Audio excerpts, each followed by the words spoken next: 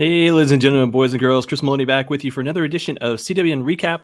Impact Wrestling Rebellion 2021 took place live last night on Fight as well as pay-per-view, and it was a pretty darn good show, I will tell you that, hence my swearing. But anyways, it was a really good show. One surprise match as far as the pre-show went, but I'll go through that. So like I said, Impact Wrestling Rebellion 2021 took place Skyway Studios, Nashville, Tennessee last night. 8 p.m. was the start time. 7 o'clock was the start time for the Countdown to Rebellion. The Countdown to Rebellion, I figured it would be like a panel show, but it wasn't. It was the This is Rebellion that they had released on YouTube as well as Access TV. So the All Access preview, and that officially aired originally on the 21st on Access TV, and then later on YouTube. But it was a pretty good video. I hadn't seen it, actually.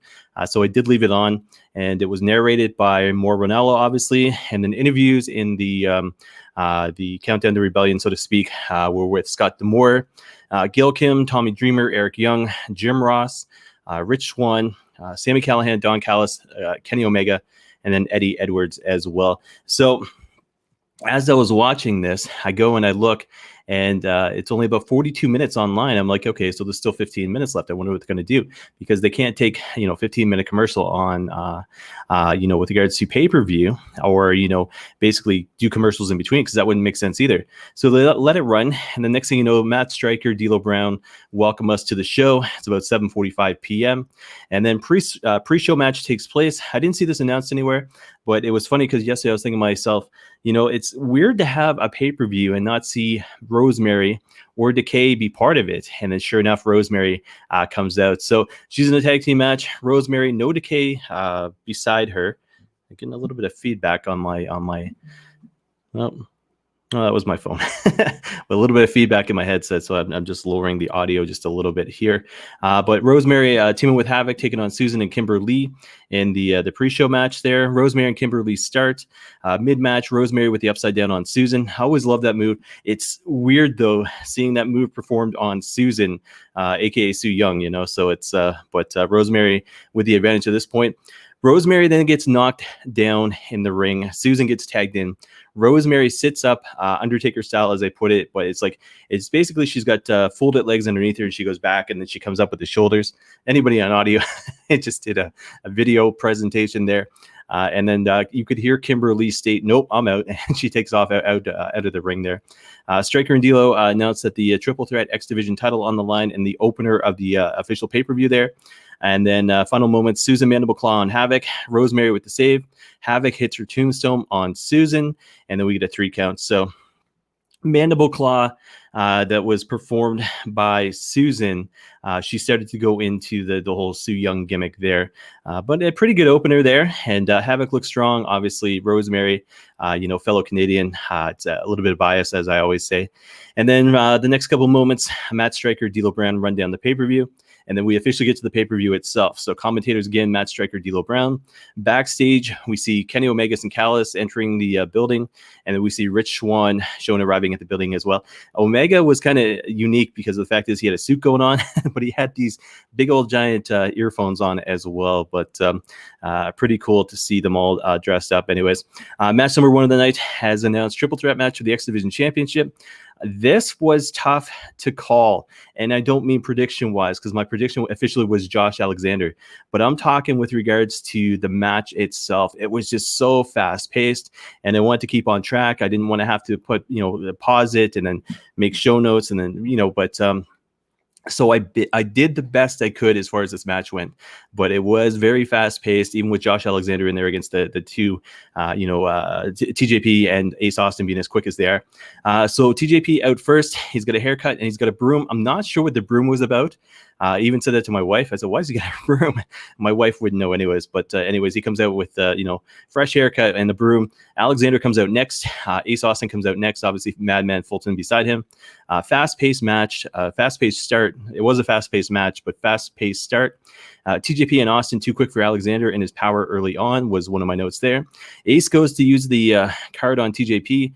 Ref Hebner, so Brian Hebner's referee in this one, catches him and then takes the card away. And then I put highlights because, like I said, it was so fast-paced, it was hard to keep up. But highlights in the match were this. TJP hits a Mamba Splash on Ace Austin. He goes for the pin. Josh ends up breaking up the pin. Ankle lock on TJP by Josh. That gets broken up. Josh and Austin out are basically lying out in the corner together, and a double boot wash by TJP. Austin goes for the flop on TJP. He misses, gets caught by Josh midair, and then divine intervention. I think is what they call the move, divine intervention, for a 2 count only though. Josh ankle lock on Austin. As he's doing this, he's down on the ground, Kurt Angle style, and you see TJP Mamba Splash off the top rope. Josh ankle lock on TJP, broken up by... I forgot to put the name, but obviously broken up by Austin. And then the divine intervention on Austin, 3 count and new. So Josh Alexander is the new X Division champion. I got to say this, guys. So when I'm doing my notes, I usually do it one of 3 ways. Either I'm in my bedroom watching on television in there, on my cell phone. I am in the living room watching on the TV that's in the living room, on my cell phone doing the notes, or I am on my laptop watching it on the laptop taking notes. So a lot of times when I'm on my laptop, no big deal. It's usually about 100% as far as my notes and everything goes. But when I'm doing it on the cell phone, my iPhone, it's different because the fact is some of it will change, wordage and whatever the case may be. But keep that in mind. So it's not an old age thing. If I forget something, it's basically my phone doing its own spell check thing. But anyways, I'll leave it at that. Match number 2 of the night, 8-man tag team match. Eddie Edwards, Chris Sabin, James Storm, and Willie Mack taking on Violent by Design, which was Diener, Joe Doring, Rhino, and somebody else. So EY comes out. The faces come out first, but Violent by Design come out. Penzer announces, accompanied by Eric Young, which all of a sudden you knew the ACL, the real life ACL issues that he's going through was going to play into this match. So EY stays at the top of the ramp, and the next thing you know, he calls out W. Morrissey, who people know as Cass, Big Cass in the WWE. So he officially makes his debut, being part of Violent by Design. But I'm going to say that lightly because of the end of the match and what took place. So, like I said, Violent by Design out. EY announces W. Morrissey. So W. Morrissey is his official name. EY never left the top of the entrance ramp, though, grabs a chair and watches the match from the top of the ramp. Morrissey enters after a few minutes and then beats down on Storm in the match. It makes Joe Doring look small. And that's insane. I always, obviously with Cass, Morrissey, you always knew how big he was, compared to Enzo whenever he got everything else. But to see him against Joe Doring, with Joe Doring, and to see the size difference between the two of them, Cass is just absolutely huge. Faces have a field day with Diener at one point, go for the pin. Morrissey breaks it up, though. Morrissey then tags himself in. Superplex by Sabin to Diener from the top to the pile waiting outside. I gotta say this, as a wrestling fan, I hate that spot. Don't get me wrong, the suplex from the top rope to the outside is a cool move. But when you see the guys out there and they're waiting anywhere from like 10 to 20 seconds and they're like, hey, let's just huddle. It's a stupid move. The way it's performed is dumb looking. And I'll say that as a wrestling fan, 40 years, But anyways, the move itself is fine, but the way it's set up is dumb. And I've always thought that. But I even said that to my wife last night. As much as I love Chris Sabin and Cody Diener, the fact is, it is what it is. Where am I here? Doring and Mac get back in the ring. Ref tells Joe to get out, though, as he's not the legal man. Mac hits a stunner. Morrissey comes in. Mac's stunner attempt. He gets blocked. East River Crossing is, I think, what they called the move. It's his fall-away side slam by Morrissey on Mac. Gets the 3 count. And then Violent by Design celebrate on the ramp with Eric Young. But as they're doing this, Morrissey's in the ring celebrating by himself. So the way the camera angle was, it was a close shot on Morrissey, and then in the back you see the Violent by Design with Eric Young celebrating, kind of with and without him. So it's going to be interesting to see where they go with this. I can easily see Morrissey turning on Violent by design, but not necessarily turning on them because of who they are. It's basically, I see him maybe being a lone wolf, and basically, faces or heels, he doesn't care. He's just going to beat you up. So it's going to be interesting, but good strong showing for Morrissey in this one. And, thoughts and prayers, strength, obviously, with the one and only Eric Young to get better and to get back in the ring there as soon as possible. Grudge match was next. So match number 3. Matt Cardona versus Brian Myers. Myers is out first. Road Warrior Matt Cardona out next. So that's what I put. So his gear was either inspired by the Road Warriors or Jurassic Express. Go and look for pictures or highlights and you can see, but I put Road Warrior Matt Cardona. The bell rings. I don't know if it was a play to Rachel Ellering. Maybe it was because she was on the show, obviously, as well. Bell ring. Cardona goes to shake hands. Meyer flips him off, though. Hard hitting outside. The ring match to start things off ends up being continuous. So these guys just don't care. They're beating the crap out of each other outside of the ring. Hawkins accident reference. Sorry. Kurt Hawkins is accidentally referenced by Stryker mid-match. So Stryker's on commentary, obviously, and he name drops Kurt Hawkins. Back in the ring, a Macho Man elbow by Myers for a 2 count. Hot mess hit by Cardona for the 2 count. The hot mess, as they called it, was the unprettier move. Cardona with a Rough Rider attempt. He misses. Looks like his knee is hurt. It kind of looked legit. I put Chris Weidman reference because all UFC 261 on Saturday, and Weidman with the injury. Now all of a sudden Cardona with the injury. The ref's out to check. Myers capitalizes, running lariat by Myers in a 3 count. So it's I haven't seen reports with regards to Cardona, so it looks like it's just probably just work as far as the storyline goes. But anyways, Myers with the win there. Backstage, Gia Miller with Tony Khan, Shivani, Jerry Lynn, Aubrey Edwards, Scott D'Amore, and Brian Hebner. Like, holy crowd. 2 referees are officially announced, and then there's a play on the Hebner last name. So D'Amore was kind of like, look, we have a referee. His name's Brian. And they were like, okay, what's his last name? So it's D'Amore's like, okay, you want 2 referees? We'll have 2 referees. And so that was the end of that. Match number 4, Impact Knockouts Tag Team Championship match. Fire and Flava, Kiera Hogan and Tasha Steelz taking on Jordan Grace and Rachel Ellering. Champs come out first. Challengers enter separate.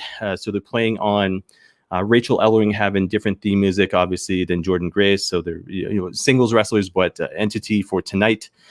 Followed up by Manager Jazz. So I think it was Stryker who said that they actually gave Jazz her manager's license for this one. So it was cool. And I can see Jazz being a manager. I mean, you've seen Vicky Guerrero do an AEW, so why not, right? Ellering and Steelz begin. Face is too powerful early on. Heels with a comeback. Continued double team on Grace. So Grace is in the ring. She can't get to her corner. Missed double team by the heels. Grace finally makes the hot tag, so to speak. Action spills to the outside. Grace with a huge miss. And when I say huge miss, this is somebody who should not be diving. Her power game is one thing, and leave it at that. But she should not be making dives like that. All 4 down after Kiera to the outside from the top turnbuckle. Rachel and Kiera back in the ring. Ellering with a modified fisherman front buster. I don't know what the official name of the move is, but it was a cool looking move. She gets the 3 count on Kiera Hogan, and we crown new Impact Wrestling Women's Tag Team Champions. So congrats to them.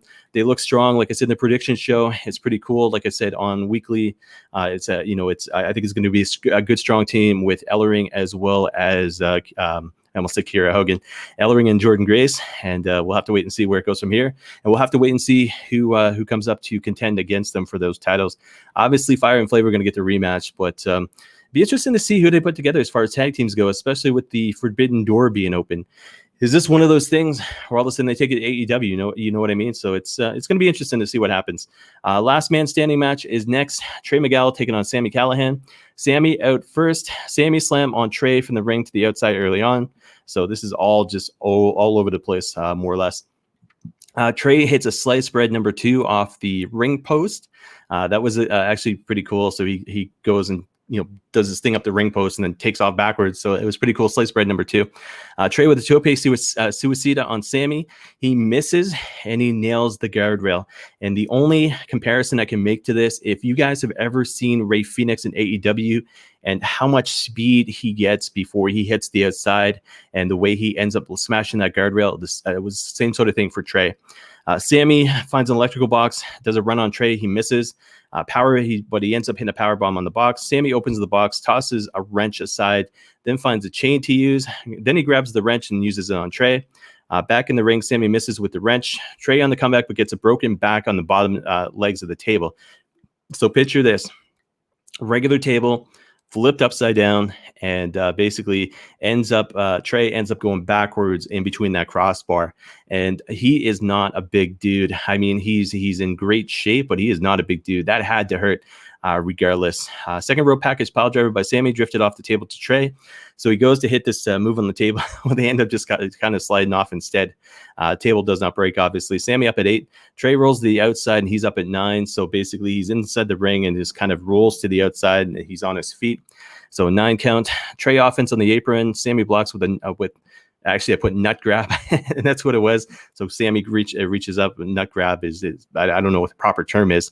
Package pile driver on the ring steps. Sammy buries Trey under the steps. So basically, picture Sammy sitting on the outside, the ring steps sitting there, traps Trey underneath, and just kind of stands on it.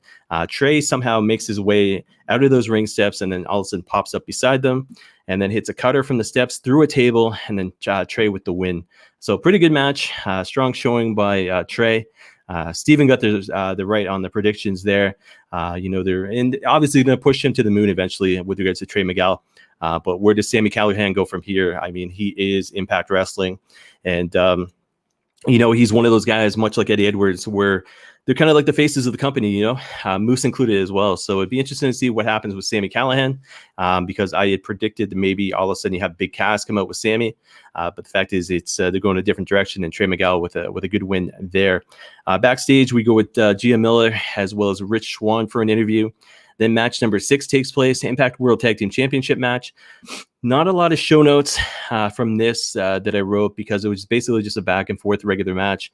But Finn Juice, like champions, taking on the Good Brothers as challengers. Huge back and forth match, as I put. Final moments, demolition finisher by Finn Juice, not called by the announcers. This kind of upsets me, because the fact is I was a huge demolition mark when I was a kid. And they don't call the move. So basically, it's the one guy setting the other guy up on his knee, the other guy coming off the second rope with the obviously the elbow. The demolition finisher, axe and smash. Crush got involved with that at one point, But anyways, call the move. And the reason I'm offended by it, because Doomsday Device was hit next. Guess what was called? The Doomsday Device. And I get it, Rachel Ellering, but the fact is, call the demolition finisher as well, because that is one of Finn Juice's things.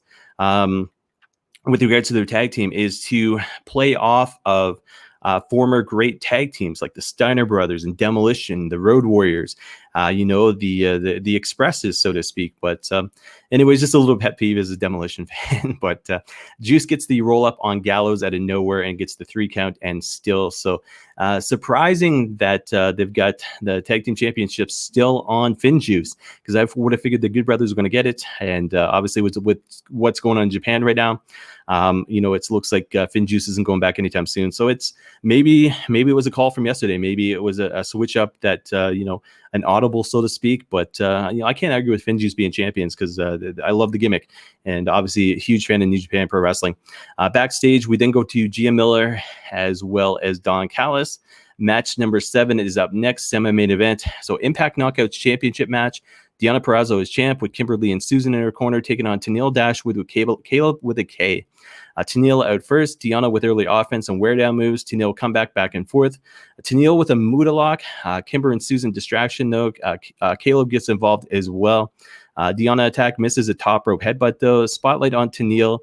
Broken up by Kimber. Seriously, my audio is completely off. I'm gonna wait for the feedback from this show.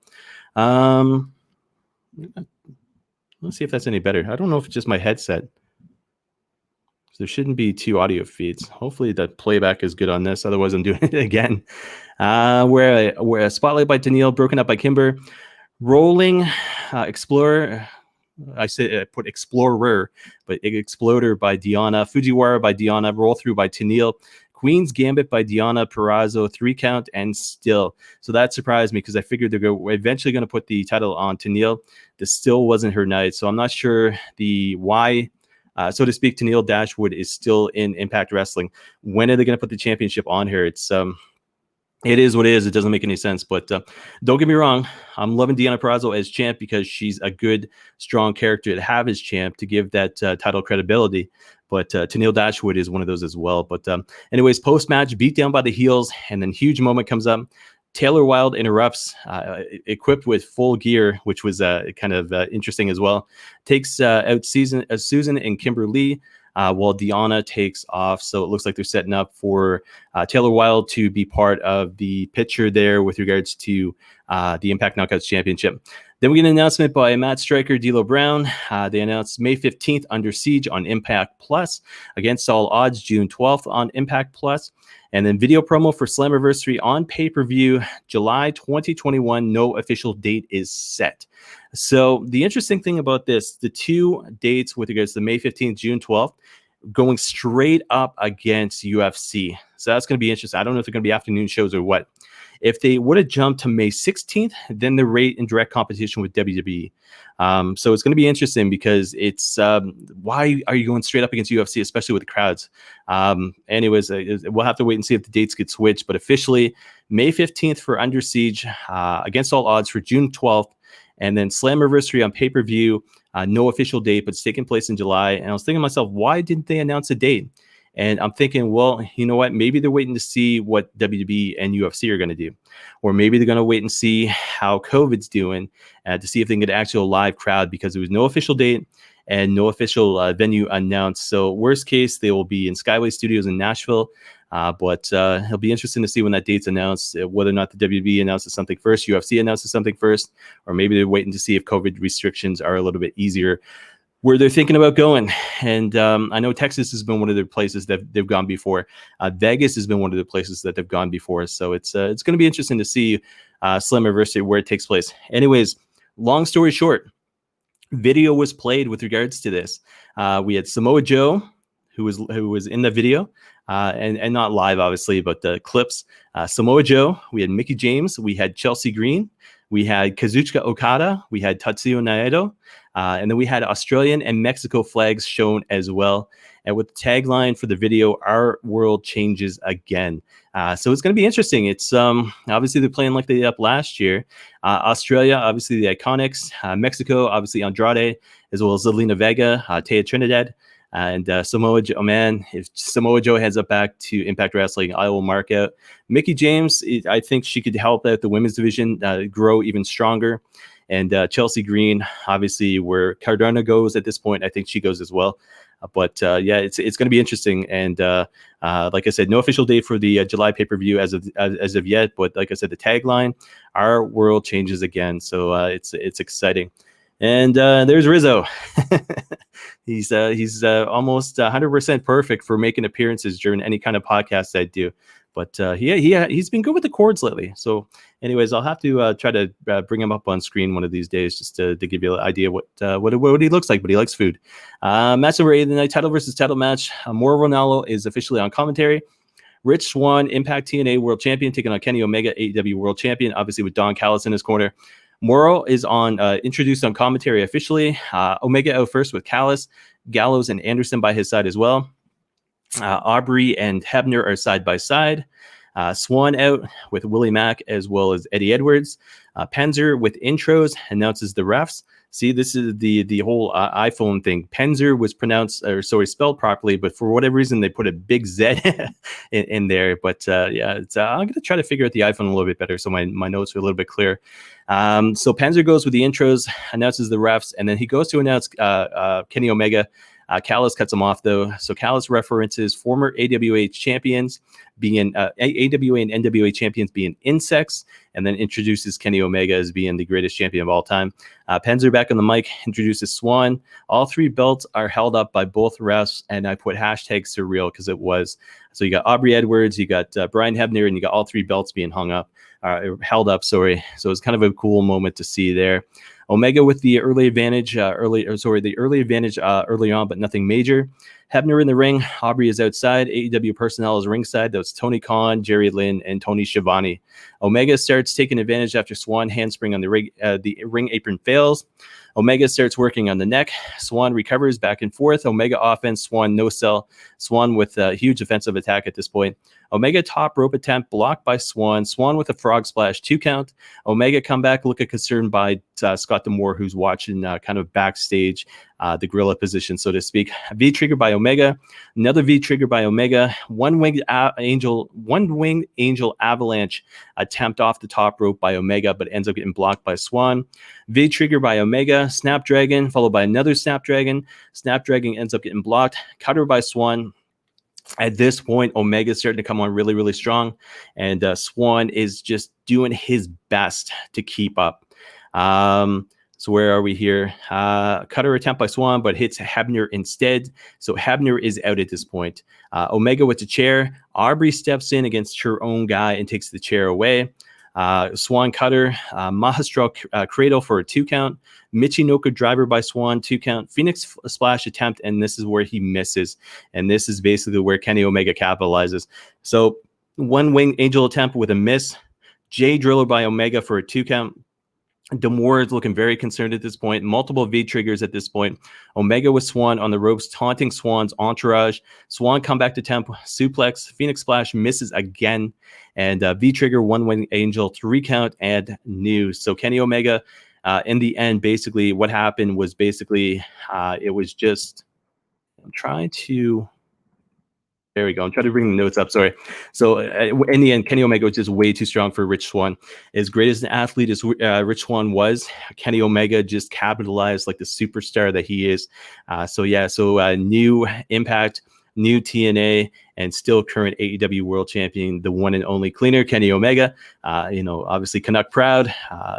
Like I said, the bias, but it was a great match, great main event, great job by both AEW as well as Impact Wrestling to build up, to play out this match, and to deliver on their province of one of deliver on their promise of one of the greatest matches I think I've ever seen. So it was really, really cool. Post-match, the heels celebrate with the titles, and then Morrow references Pandora's Box. And after the Pandora's Box reference, that was the end of the show. So huge, great thing by Impact Wrestling. Like I said in the prediction show, the cost, I think $39.99 or whatever the case may be, definitely was worth it. And I've got it. I think Rogers for with Sportsnet pay-per-view, whatever the case may be, gives me the ability to watch it for the next 48 hours as well. So I might go back and watch the main event again to see if there's anything I missed. But again, props to AEW, props to Impact Wrestling for putting on one heck of a show last night. And you can't forget about New Japan Pro Wrestling there as well with Finn Juice. So guys, as I always do for my prediction, it's not prediction show, but my recap shows, I always do match of the night as well as wrestler of the night. So I got to do this here. Match of the night, Ace Austin, Josh Alexander, and TJP. So I'll get rid of this here just so it's more clear. But it was the opener, but it made you feel like anything could happen in that match. It also set a standard for the rest of the night. And having that great opener between those three guys, like I said, could barely keep up with the show notes, was absolutely amazing. It was even more amazing to see Josh Alexander walk out of there as a Canadian X Division champion. And he at one point last night on social media was saying that his phone had blown up, his wife's phone had blown up. Just all the appreciation and thanks and congratulations out to him. But he definitely appreciates it, and he's going to be a strong X Division champion there. So match of the night, like I said, Ace Austin, Josh Alexander, TJP. Wrestler of the night, you can't argue with this. Kenny Omega. He is the current AEW World Champion, the current Impact Wrestling World Champion, and the current TNA World Heavyweight Champion. And it's weird because a couple of weeks ago, we would have been looking forward to Impact Wrestling tomorrow night and the AEW on Wednesday, but it's the exact opposite. We got AEW on Wednesday, so people tuning in to see Omega as triple champion, including obviously the AAA championship as well. But then Thursday, we see the effects from obviously last night as well as Wednesday. So it's going to be interesting. It's going to be interesting as well to see how AEW plays up on Impact Wrestling and Omega being champion. But it's going to be an interesting week because what did they do? Rich Swann goes back to basically his family, Impact Wrestling, and as they no longer have a world heavyweight champion. Kenny Omega, the outsider, so to speak, is their new champion. So it's going to be interesting to see how it plays up. There are obviously 2 pay-per-views coming up, as well as the pay-per-view coming up in July, and obviously Rich want to be get a rematch, but I think he's got his hands full in the next couple of weeks at least with Moose, because I can't see Moose being too happy about what took place there last night. But guys, as always, check me out at Chris Maloney CWN on social media. I will be back. I'm not sure this week what day. And the reason I say that is this: tomorrow there's an interview lined up that will launch probably Wednesday or Thursday. From there, Friday is where I normally do the show. But because of the interview tomorrow, I had to switch my dental. So I'm getting dental work done. But now dental work is getting done on Friday. And it's not nothing. It's not major, but it's not minor either. I get an extraction coming up, and so I'm not going to be in I'm not going to be in the mood, so to speak, to talk properly on Friday. Saturday, hopefully I'm healed by, but it might be a Sunday show. Don't think there's any pay-per-views coming up next weekend. So, but CWN Weekly will be back either probably Saturday or Sunday of this coming weekend. And, Friday definitely is not happening. But like I said, there is an interview being taken place tomorrow. No names being mentioned. It's going to be a pre-recorded interview. It will premiere on Facebook as well as YouTube. I'm very looking forward to this. I've got some studying to do tonight. I've got some questions to line up tonight. I've got to make sure I've got everything solid, and then the interview goes tomorrow afternoon. And then, like I said, we'll launch on Wednesday or Thursday, and I'm very excited about this interview. It's somebody I respect, and anyways, I'll leave it at that, guys. But like I said, as always, check me out at Chris Maloney CWN on social media. But I will be back with the interview sometime later this week, and beyond that, CWN Weekly sometime on the weekend. So look for that. But thank you for watching and listening. As always, take care, stay safe, stay warm. It's cold out today, and that is it. And I will talk to everybody again sometime soon. Thank you very much, guys.